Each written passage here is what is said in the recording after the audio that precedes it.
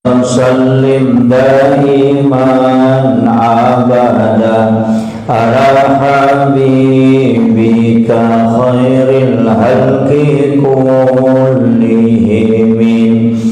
هو الحبيب الذي ترجى شفاعته لكل هول من الأحوال المقتحم يا ربي بالمصطفى بلغ مقاصدنا واغفر لنا ما مضى يا واسع الكرم يا ربي بالمصطفى بلغ مقاصدنا واغفر لنا ما مضى يا واسع الكرم إلى حضرة النبي المصطفى صلى الله على سيدنا محمد الفاتحة. أعوذ بالله من الشيطان الرجيم. بسم الله الرحمن الرحيم.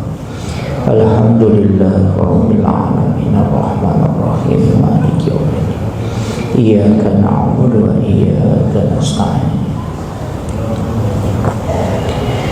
اهدنا الصراط المستقيم صراط الذين أنعمت عليهم غير المغضوب عليهم ولا الضالين آمين. اللهم نور قلوبنا وقلوب جميع من حضر في مجلسنا هذا بنور المعرفة وعلم المكاشفة والبصيرة والإيمان والإسلام يا فتاح يا عليم افتح قلوبنا وقلوبهم فتوح العارفين ربنا افتح بيننا وبين قومنا بالحق وأنت خير الفاتحين آمين آمين يا رب العالمين. Hadratul muhtaramin wal muhtaramat, ikhwanu fillah, sidang jamaah salat subuh yang insyaallah dirahmati dan dimuliakan oleh Allah Subhanahu wa taala. Alhamdulillah wa syukrillah wa la haula wa la quwata illa billahi wa huwal aliyyil azim. Hasbunallah wa ni'mal wakil, ni'mal maula wa ni'man nasir. Allahumma ghafiratuka auzi'a min sunubana wa rahmatuka arja indana min amalina. Alhamdulillah, pada subuh kali ini kita kembali melanjutkan kajian kita. Benarnya setiap ibadah yang diperintahkan oleh Allah itu manfaatnya bukan hanya untuk pahala di akhirat, tapi juga memberikan dampak dalam kehidupan kita di dunia. Jadi jangan menganggap bahwa sholat itu hanya untuk akhirat, tidak. Jangan menganggap puasa itu hanya untuk akhirat. Allah ini sebenarnya menciptakan manusia dan tahu betul apa yang dibutuhkan sehingga dia bisa berjalan dengan baik. Makanya setiap perintah agama itu jadi dampaknya juga dalam kehidupan dunia. Jadi jangan pahami bahwa sebatas semua ibadah itu untuk akhirat, tidak. Termasuk sholat, bacaan sholat itu kan di dalamnya terdapat zikir dan doa. Zikir masuk dalam bacaan-bacaan Al-Quran yang kita baca. Karena zikir, sholat istilahnya begini, bacaan Al-Quran atau ayat-ayat Al-Quran adalah zikir yang paling agung dan paling mulia dari semua lafaz yang ada. Tidak ada bacaan di dunia ini yang diatur tempat berhenti dan tempat mengambil napas kecuali Al-Quran. Dan tidak ada bacaan di dunia ini yang dibaca oleh manusia mendatangkan pahala yang begitu besar kecuali dengan Al-Quran. Dan uniknya Al-Quran, karena ketika orang sudah pintar membacanya kemudian dia tidak membacanya, maka akan hilang kembali. Kalau bahasa Indonesia, kalau kita sudah pintar membaca sampai 100 tahun hidup pun masih bisa membaca. Tapi kalau Al-Quran itu tidak. Kalau kita di waktu kecil sudah pintar membaca Al-Quran, kemudian tiba mungkin umur sampai 10 tahun tidak pernah membuka Al-Quran, maka pasti akan hilang. Itulah Al-Quran sebenarnya. Makanya siapa yang menjaga Al-Quran, maka Al-Quran juga akan bersamanya. Tapi siapa yang tidak menjaga Al-Quran, maka Al-Quran akan juga meninggalkan dia. Dari situlah kenapa kita senantiasa disuruh membaca Al-Quran. Dan sebenarnya begini, kadangkala kita mengaji itu, kalau sudah mulai perih mata, kemudian mungkin karena faktor umur kita sudah mulai pandangan sudah mulai tidak jelas, kadang kita pakai kacamata. Saya diwasiatkan oleh ulama kami bahwa ketika membaca Al-Quran mulai kabur bacaan kau lihat, yang penting kau mengaji setiap hari, tidak usah pakai kacamata. Minta kepada Allah supaya dia kembalikan penglihatanmu. Insya Allah akan kembali itu, Pak. Itulah yang dipakai orang-orang tua dulu, sehingga umurnya sudah tua tapi dia tidak pakai kacamata. Ada memang beberapa hal ini penting kita tahu, Pak, termasuk juga dengan ketika kita sholat, ketika kita berzikir. Kita di sini kan panitia selalu bagi-bagi air. Kalau sudah sholat tarawih misalnya sudah sampai 12 rakaat, kadang kita bagi-bagi air. Saya itu tidak minum ketika antara sholat dengan sholat. Kenapa? Itu tidak masalah kalau dalam segi hukum. Tapi dalam tasawuf itu jangan. Kenapa? Orang yang sudah berzikir, orang yang sudah membaca Al-Quran, dan orang yang sholat, itu hendaknya tidak minum. Nanti berhenti panas tubuhnya, itu baru minum. Kenapa? Di dalam darah kita ini, Pak, itu ada syaitan mengalir bersama dengan darah. Tapi ketika kita sholat, itu akan terbakar. Ketika kita zikir, itu akan terbakar. Itulah yang menyebabkan hawa itu panas, dan itu akan nanti berkeringat. Makanya Rasulullah mengatakan, siapa yang sholat kemudian berkeringat, maka itu berkah. Makanya orang yang sudah berzikir, biarkan tubuh kita panas. Mungkin tenggorokan kita kering, biarkan. Nanti sejenak, misalnya sekitar 10 menit setelah selesai sholat, sudah berhenti panas, kita minum. Kecuali kita sudah sholawat langsung minum, karena itu berkah. Itu beda. Jadi saya tidak larang minum, Pak, ya. Saya cuma kasih tahu manfaatnya.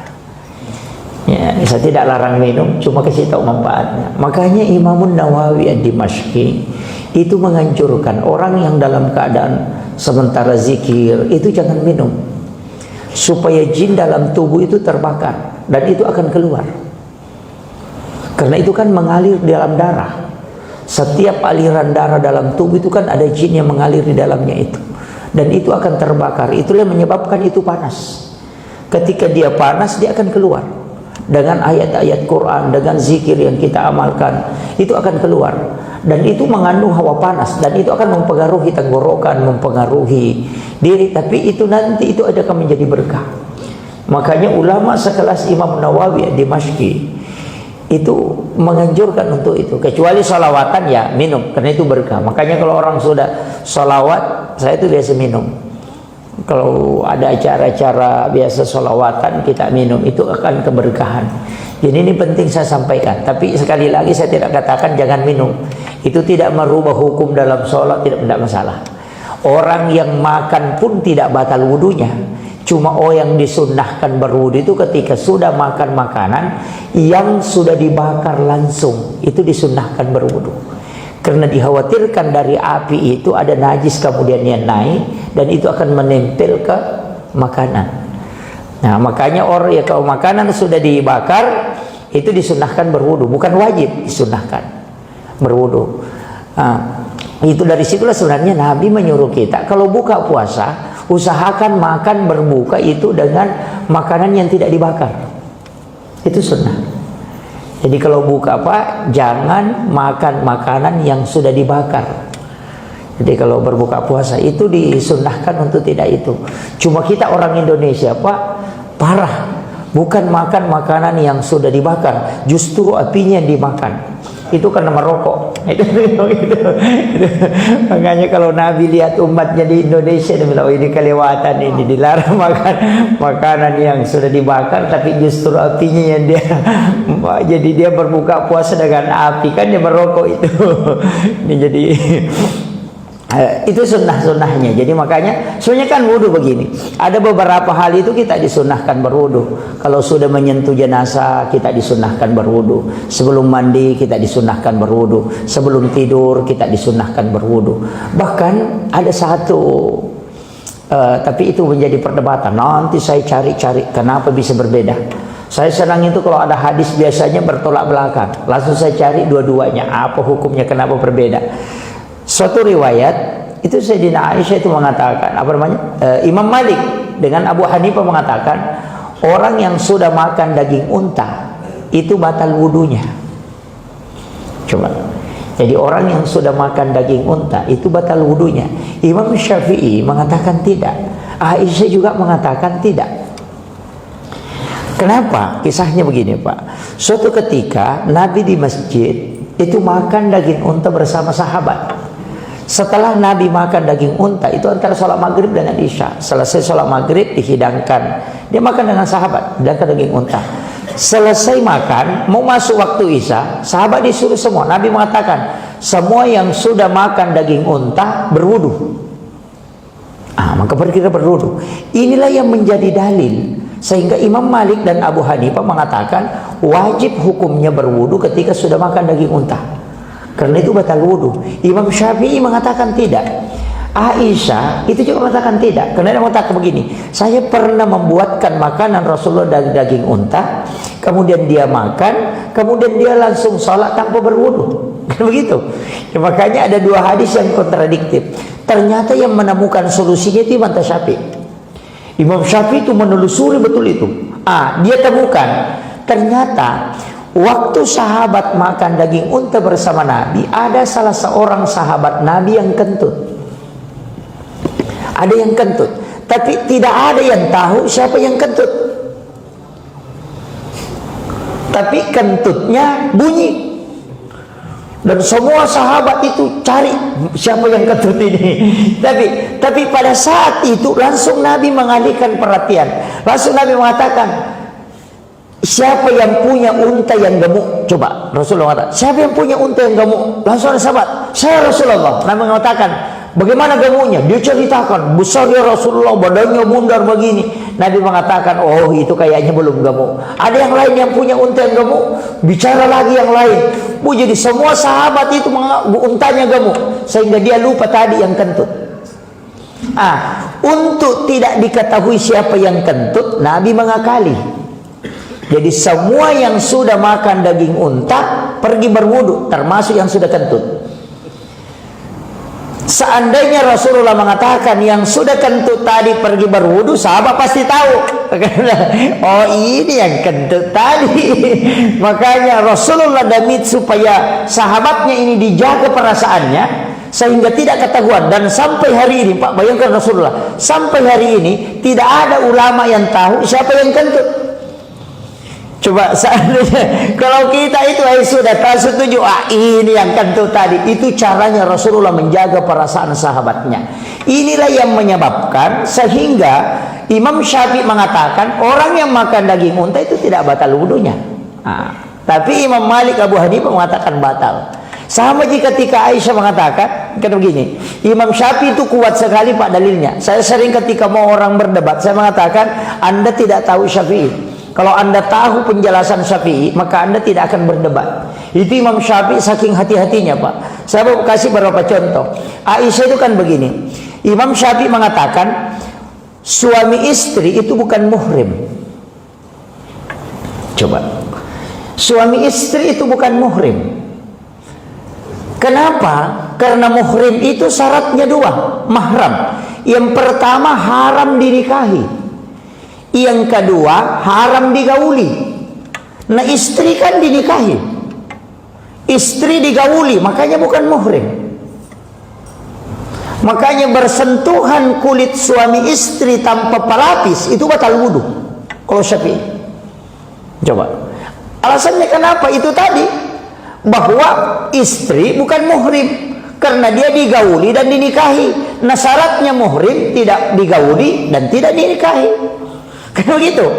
Makanya dia mengatakan sentuhan kulit suami istri itu batal wudu tanpa pelapis. Batal wudu itu. Makanya kalau jabat tangan dengan istri itu batal wudu itu. Tapi Aisyah kan bersikeras. Dia mengatakan begini, kalau suami istri menyebabkan batal wudu bukan muhrim, pernah Rasulullah dari berwudu, kemudian pulang dari berwudu, dia mencium istrinya, salah satu istrinya dia cium, kemudian dia pergi sholat tanpa berwudu lagi. Imam Syafi'i mengatakan apanya yang dicium? Kalau dia cium kepalanya, kan ada pelapisnya karena ada talkumnya. Kan begitu. Jadi dia tidak berubah lagi. Aisyah mengatakan tidak. Suatu ketika saya tidur bersama Nabi, tengah malam saya bangun mencari Rasulullah dan saya tidak temukan. Makanya saya cari-cari, kan tidak ada lampu. Saya cari-cari, saya sentuh kakinya dan menyapu itu sampai kepalanya. Oh, Nabi sementara sholat, sementara sujud. Sehingga seandainya suami istri membatalkan wudu ketika disentuh, nah saya sentuh Nabi, pasti berhenti dia sholat karena dia sujud. Imam Syafi'i mengatakan tidak semua orang yang sujud itu sholat. Coba kenapa begitu?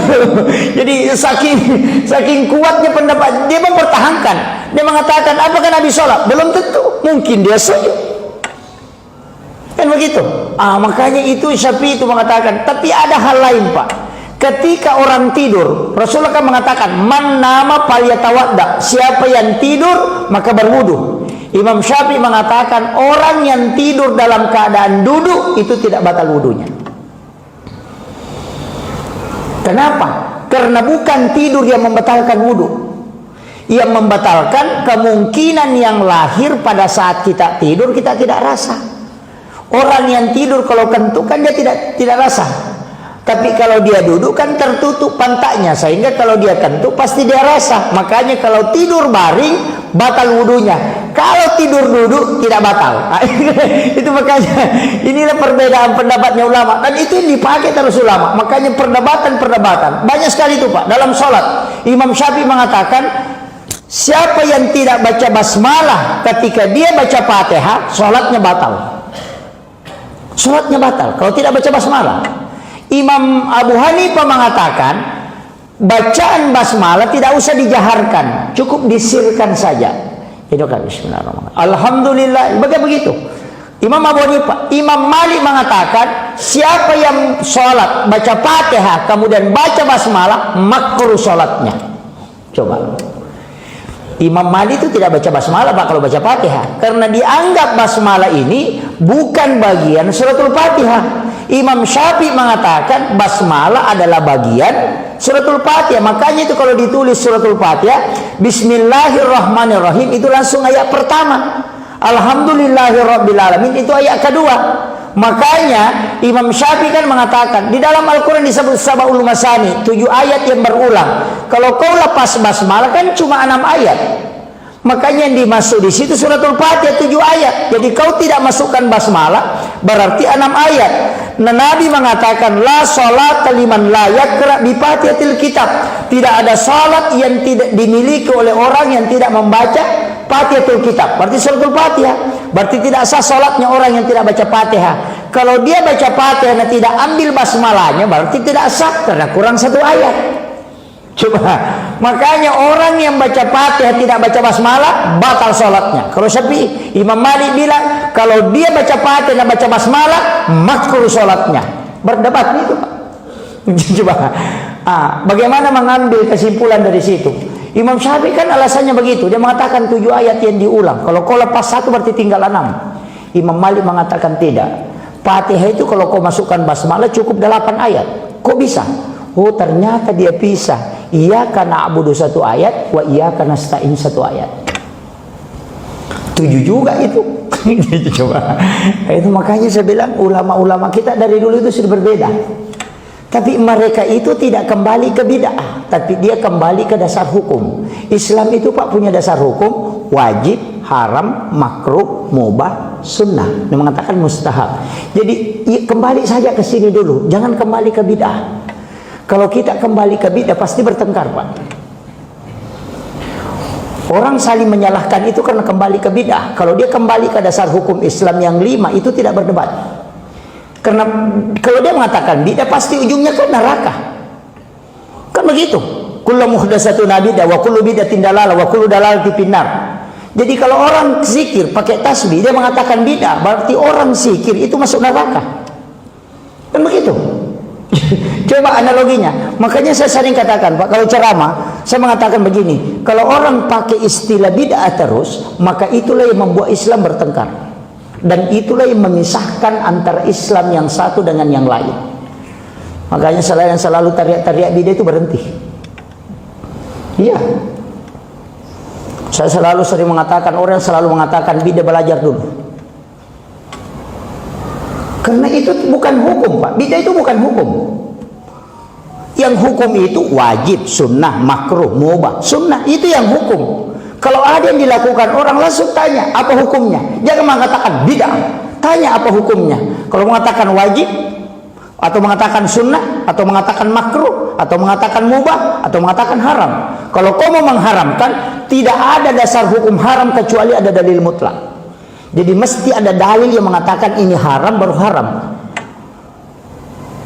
Kan dasar hukum begini, semua yang boleh, semua yang tidak dilarang, ada mengatakan semua yang tidak dilarang itu boleh dalam soal muamalah. Kalau ibadah tidak boleh dilakukan kecuali ada dalil yang memerintahkan. Itu kan kebalikannya. Tapi begini, ada ibadah mahdah, ada ibadah gairu mahdah. Kalau ibadah mahdah, ibadah mutlak, sholat maghrib itu 3 rakaat, tidak boleh ditambah menjadi 4. Kalau kau tambah menjadi 4, itulah yang dimaksud dengan bid'ah. Jadi jangan juga katakan bid'ah itu adalah segala sesuatu yang tidak pernah dilakukan oleh Nabi. Bukan. Kalau kau mengatakan bid'ah adalah segala yang tidak pernah dilakukan oleh Nabi, pakai kacamata, Pak, itu bid'ah juga itu. Dia mengatakan itu kan dunia, wah bukan dunia, Pak, karena kau pakai mengaji. Kan begitu. Coba pikirkan. Jadi sebenarnya istilah bid'ah ini yang diambil oleh orang-orang Yahudi, dimasukkan ke dalam Islam, kemudian itu dibenturkan. Orang Islam Indonesia, Pak, tidak pecah kecuali pakai bid'ah. Kalau pakai NU Muhammadiyah tidak pecah. Palingan perdebatannya antara kunut saja dengan tidak kunut. Iya. Seandainya tidak, kalau dia pakai kalimat bid'ah inilah yang pakai benturkan kita, Pak. Kalau di Irak Sunni dengan Syiah dipakai saling benturkan, dia sendiri yang berperang. Nanti di Indonesia akan ada orang muncul menghalalkan darahnya selain golongannya untuk dia bunuh, sebagaimana yang dilakukan oleh orang-orang ISIS yang ada di luar negeri itu. Ini yang parah. Bagaimana caranya dia mengkompori? Dia bikin kajian, memisahkan diri dengan orang-orang yang sudah berkumpul ini mengadakan pengajian, kemudian mengatakan inilah pengajian sunnah, yang lain itu tidak sunnah. Sehingga mereka tidak mau ikuti pengajian-pengajian ulama yang lain kecuali gurunya. Dia mengatakan tidak boleh kita mengkultuskan ulama, tapi dia justru membentuk kultus sendiri dalam golongannya. Ini penting saya sampaikan. Jangan sampai kita terprovokasi di sini kemudian muncul aliran-aliran seperti ini. Kan itu sudah muncul nanti, tidak mau berguru dengan ulama lain, ulamanya yang dia mau ikuti. Kalau tidak sepaham dia akan pergi. Itu banyak sekarang muncul. Iya, ini yang harus kita hati-hati, Pak, karena di sini muncul pertengkaran. Dari situ kan Sunni Syiah kan begitu. Syiah ketika muncul ulama Syiah, Sunni pergi. Ulama Sunni muncul ceramah, ulama Syiah pergi. Lama kelamaan bagaimana supaya menghilangkan ini, karena ini yang bikin masalah, maka diberikanlah senjata untuk saling berperang. Indonesia akan begitu nanti, Pak, karena Indonesia tidak bisa dihancurkan kecuali dengan jalan itu. Kalau NU Muhammadiyah tidak mungkin dihancurkan karena berbeda tentang kunut tidak kunut, gampang saja bikin masjid yang lain, selesai. Makanya ada namanya Masjid Muhammadiyah. Kan begitu, selesai aja tuh, Pak. Jadi kalau dia kembali ke hukum tidak ada. Karena kenapa? Orang kalau kembali ke hukum haram, makruh, mubah, sunnah itu sudah pakai dalil. Kalau pakai bid'ah semua bisa dimasuki. Orang doa bersama dianggap bid'ah padahal ada dalilnya. Kan begitu. Membaca tahlil kemudian dianggap bid'ah. Ini bahayanya sekarang. Makanya hati-hati. Saya terus terang, saya selalu, ini yang selalu sering saya sampaikan ketika di kampung, karena ini gerakan sekarang ini banyak, dan saya ingatkan kepada seluruh jamaah, hati-hati, Pak, dengan ini. Banyak sekarang muncul yang mengatasnamakan kembali kepada Al-Quran dan hadis, kembali kepada sunnah, pemurnian agama. Bahasa kembali kepada Al-Quran, kembali kepada hadis cocok Pak dipakai ketika kita hidup di masa Nabi. Tapi kalau sekarang kau mau kembali ke Al-Quran dan hadis, jangan pakai ulama. Kalau kau mengatakan tidak boleh pakai ulama, saya ingin tanya, kau ambil Sahih Bukhari Muslim dari mana? Dari ulama atau dari Nabi? Nah begitu. Coba pikirkan. Sahih Bukhari Muslim kan dari ulama, dan Bukhari Muslim itu berguru kepada mengambil mazhabnya Syafi'i, ke muridnya Imam Syafi'i itu. Istilahnya dia fikihnya